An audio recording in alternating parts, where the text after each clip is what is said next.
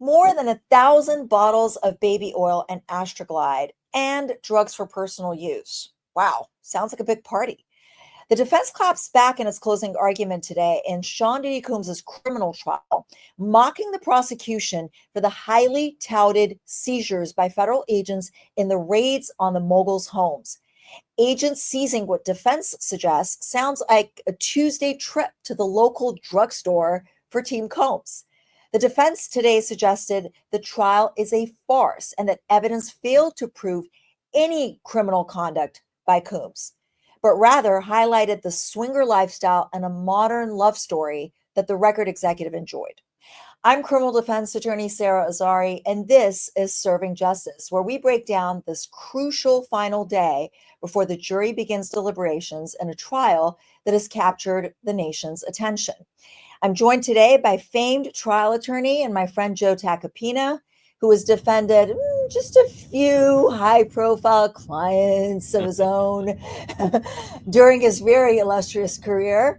Joe, thanks for joining us. And plus, a NewsNation digital reporter, Safia Samee Ali, who's been following this trial since the beginning, and NewsNation field producer, Tommy Christaldi, who has been in the courtroom today with a lot of insight. So thank you, everyone. Joe, I really appreciate you coming on. I know you had your own trial. Now you're coming and talking about this brother's trial. So it means a lot to me. I want to start with... anything for you, Sarah. Yeah, sorry, I'm in as you could see, because I just came out of court.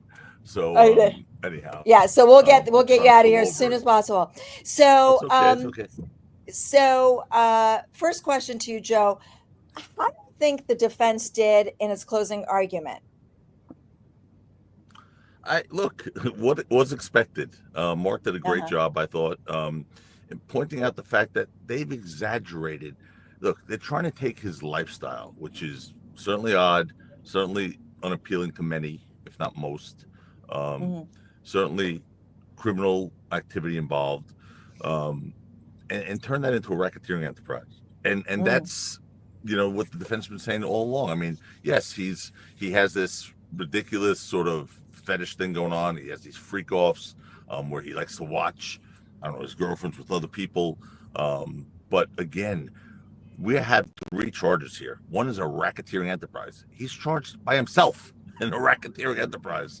I mean, and what's the enterprise? Bad Boy Records? They're not a criminal enterprise. I mean, the guy on top may have committed crimes. That doesn't automatically make an organization a racketeering enterprise. So I think people in the jury are going to be in tune to the fact that, look, a racketeering enterprise is, a serious thing. It's cartels, it's organized crime. Right. It doesn't have to be just that, but it's not one guy on top of a record label who acts like a dirtball at times, does some horrific things, is a domestic batterer. And they own that, Joe. They own the domestic violence. You can't have, just because a guy at the top has committed crimes doesn't make it a criminal enterprise. It doesn't. And that's what the defense is saying here. I mean, they're really pointing out the fact that there's not been evidence of a criminal enterprise, a racketeering enterprise. There's been evidence of a guy who owns a major record label, an organization, who's done some bad things, who's done some criminal acts, who's done drugs, who's been a domestic batterer, all these different things. Even if you want to take that he blew up Kid Cudi's car, if that's you still need an enterprise. You still need an enterprise. Why is that not just a lunatic, jealous boyfriend doing something? That doesn't make it a racketeering act. Right. That's what I've been saying all along, that there's all of these predicate acts. Like, even if they proved them beyond a reasonable doubt, you still need the enterprise. And by the way, it's racketeering conspiracy. And I thought it was great what Agnifilo said, the Gotti analogy, where he said essentially, like, if you had a problem with Gotti, would you go to his sidekick for help, which was Christina Coram in this equation? Right. Like, why would you go to her? And she was like the one that, was the loving one, was caring for everybody, taking care of all the problems. Like, how is she a co-conspirator? And where is she? She's like the phantom of this trial. It's bizarre to me.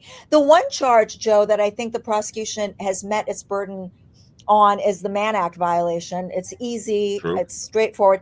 But the defense says, and I know you and I know that we sometimes have to come up with things that are laughable, but the defense says that the escort services were, first of all, legal businesses. He didn't know that there was anything illegal.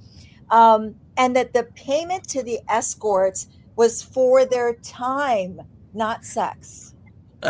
How do you think the jury buys that? I mean, just it's like so it's like saying, all right, I hired a lawyer. I'm paying him for his time, not his legal advice. Exactly. What are you gonna listen? Here's the rule of thumb. When the law's on your side, you argue the law, Sarah. When the facts Yeah. are on your side, you argue the facts. When neither are on your side, you pound the table, right? So I mean, what are they gonna do here? So look, it's an act, it's a count that is never brought. No one's ever been charged And with you this. know what? Like, I also have been saying, like, if I was on the defense team, I wouldn't be too mad at this, because sometimes when a jury doesn't like the guy on trial, they want to get him on something. This is a bad guy. He did some really bad things, and he's never been held accountable for them. So we don't want to let him walk. And at least this is in the mix. They can split the baby on some Yeah, level. I mean, if they're gonna do it, I guess that's the count to do it on. I mean, he's still Exactly. facing prison time for Exactly. that. Yeah. But it's certainly Yeah, real quick to Safia, and then I'm back to you because I know you have to go. The defense struck a far different tone today than the prosecution did yesterday. More sarcastic, very flippant. At one point, calling Cassie a gangster and calling the trial within the trial a farce. How do you think it played with the jury? We knew they were going to do this. Everyone predicted it. I'm sure even the jury knew this was coming. They had to hammer trash Cassie. They had to go after her because they couldn't go after her when she was on the stand. But she is, and we've been saying this from the beginning, she is a really strong, compelling witness. And so calling her a gangster, they called her the winner in all of this. They're like, if anyone's the winner in all of this, it's Cassie. Well, she got $30 million. I mean, and also beaten. She got beaten, and if she got $30 million, why would she, and they said this, why would she show up at this trial and lie to perjure herself? She could have just walked away quietly, but she wanted to move forward. So going after her, calling her these things, I don't know how well it's going to land with the juries, particularly with Cassie. But I mean, they had to do it, though. There's no way around it. Yeah, you have to, Sarah. You have to. You can't, I mean, look, you have to, this is a frontal attack here. And you have to do that. I mean, if you don't go after her, then you accept her, then there goes sex trafficking. Right. And that's, we're talking about like big numbers here. Right. But you have this fodder to go after her. I mean, I'm sorry. Look, you don't have to be a monster to bring out things that go to credibility. Like, okay, you never went to the police or law enforcement, including up until today. You never, ever, had a problem going back and back and back. As a matter of fact, those text messages contemporaneous made it sound like 90% of the time she was all down for this. Sometimes she set them up herself.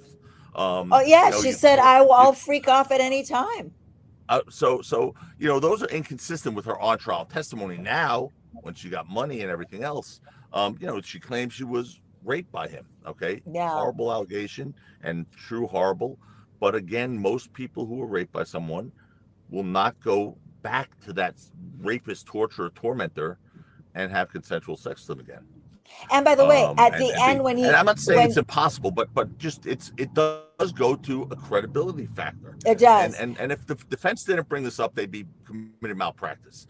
And by the way, if every single one of these things, Sarah, were in reverse, if she had gone to the police immediately, if there were text messages contemporaneous with the time of these freak-offs where she's saying, this was against my will, you destroyed me, whatever, don't you know the prosecution would be waving those like a bastion of credibility? So come on. So you have to attack Cassie, and she was attackable. She was attackable, but not directly on cross-examination. Defense attorney Mark, this is for you, Joe. Mark Agnifilo acknowledged Combs is guilty of domestic violence. They owned it, but of course that's not what he's charged with here. Do you think that was a good move? I mean, I think it was. The jury may not like Combs for that, right? But the dangers of an unlikable defendant on the stand. Do you think the jury can separate this relationship that was fueled by jealousy and domestic violence from what he's charged with? Yeah, that's the $64,000 question, isn't it? I mean, that's what this case has been about, as far as I'm concerned. The Yeah. prosecution, as far as I'm concerned, has really gone through large steps to prove this guy to be a horrific human being. Yeah. Yeah, doesn't necessarily fill the void where the evidence should be of racketeering enterprise or sex trafficking, but they want the jury to dislike him so much that they'll maybe soften the standards, and that's not how we're supposed to do it here. He is unlikable, but you never know, because there's some jurors who could be like, yeah, okay, he's a piece of garbage, but come on, this is wrong. I mean, what they're doing to him is wrong. And if you get one of those and a hung jury happens, and I think it takes one person. I thought it was a really brilliant move when Agnifilo just mocked the raids of his homes. He's like, oh yeah, the streets are now safe from Astroglide. Like what? You took a bunch of baby oil and Astroglide and personal drug, small amounts for personal use. Like, what are you doing? You made this huge big deal in press conferences and, with the media. And so I think that really kind of toned it all down. Tommy, I always love your read of the jurors as they're hearing these closing arguments. Did you note anything specific about that African-American female that was nodding? Yeah, totally. The NewsNation field producers have collectively started calling her the smirker, because for the duration of the entire trial, she's been kind of smiling and nodding along with a lot of what the defense has offered as their attempts to undermine these witnesses' credibility. She's really been buying into it, especially I noticed it during Jane's testimony, during Bonna's testimony, and I certainly noticed it during the closing argument today. She was struggling not to laugh when Mark Agnifilo was saying that the streets were safe from Astroglide, like full on biting the inside of her cheek, trying not to let out a laugh into the courtroom. She was nodding along, certainly. Many of the jurors smiled and laughed when Mark Agnifilo was talking about how basically this was just Diddy and Jane were just doing homemade porn, and they found these escorts on these websites and they tried to emulate it. And he seemed confused about the logistics of pornography websites, and the jury was laughing. There were times when I think he took it a little too far with his tone today, but I think the conversational approach really landed. The homemade porn went to what argument exactly? The free cops were. Yeah, it was related to basically saying no. The videos that exist of Jane, that was because that was what they were into. That was a big part of their lifestyle, was what he was arguing, and so the jury was laughing at that. This same juror nodded when he said, "This is all jealousy over a yacht." It seems to me that she doesn't buy into stuff regarding Jane in particular. She seems a little bit more sympathetic to Cassie. She was nodding along, almost a satisfied nod when it was mentioned that Cassie walked away with $30 million. I think regardless, I'm not in a position. Like she thought that Cassie deserved the money, basically. I think so. But I do want to say, I'm not in her head. I don't know what she's thinking. It is totally possible that she is laughing, but is thinking, maybe she's laughing because she thinks the defense is being ridiculous. I think, though, that if there's going to be one juror that is going to be the holdout, it's her. Jury, it's her. For sure. Was the fact that his family was in the courtroom, was that sort of unnoticed by the jury? Do you think it made a difference in terms of this guy's a family man? Mark Agnifilo pointed to them. He started this morning. He said, here are 6 of his 7 kids, and the only reason the 7th isn't here is because she's a baby, and he drew attention to it. And yesterday, I think it was yesterday, one of the alternate jurors walked in, and I saw him mouth to himself, oh, geez, there's a lot of people in here. Well, a lot of people were Diddy's friends and family, Sean Combs' kids, the mothers of some of his children. Today, Fahim, his security guard, was there, which was crazy because we've heard him named all throughout the trial. As a co-conspirator, yeah. Right. And today he was sitting in the gallery with the rest of the family. So I think that I don't know that necessarily had an impact on the jury. I didn't necessarily see the jury glancing over in their direction. And I didn't really observe too many reactions from his family today, one way or the other, in the way that I kind of did yesterday. But they were definitely there, and they were certainly a presence. Yeah. And by the way, tonight, I believe King Combs, Diddy's son, posted that Kanye's dropping a song about Diddy and freeing Diddy. So that's going to be kind of interesting. I'm sure that in the lyrics should influence the jury. Then there you go. Right, exactly. Yeah, exactly. So Joe, this goes to all of you. With you first, the jury gets the case on Monday. guilty or not guilty, starting with Joe on each of these counts? Okay, Sarah, I love you, but that's like reading tea leaves, right? I mean, Yes. someone Come is in on. the courtroom there. Your analyst in the courtroom saying, okay, what he thinks and all that stuff. But I've been in the courtroom. I still know what the hell's going on with the jury. I Because know, but you I get know, the but lady just who's smiling and laughing and doing all that. She could be like, yeah, you're so damn guilty, but I'm going to have fun with, you just never know. I know, So but if to you me, were gonna, okay, if you had I'll a call crystal it out if ball, okay. So I'd say not guilty racketeering, not guilty sex trafficking, guilty Mann Act. not guilty on sex trafficking on both of these women, right? Is that what you're Yeah. saying? Yes, Okay. because I don't think Okay. it's a sex trafficking Okay. case. But Right. No, I agree with you. I just think there are two instances of instances of coercion, one by blackmail and one by force, that are really bad because they're in the context of a freak off. But I did like the way that the defense sort of neutralizes the freak off into like homemade porn so that this looks less like sex trafficking. But I could see how a jury could go the other way. Cassie's a toss up for me, but Safia, your verdict. Okay, so I'm going to stay with what I've said before. I think we're going to be guilty on prostitution. We are going to be not guilty on sex trafficking for Jane. Guilty on sex trafficking for Cassie, not guilty on racketeering. And Tommy? Definitely guilty on the prostitution charges. That much is easy. I think that the rebuttal did a good job of trying to tie together the racketeering. I think that this idea that there was no enterprise is a shaky one, but I think that ultimately he'll be found not guilty on even that. after Joe explained it.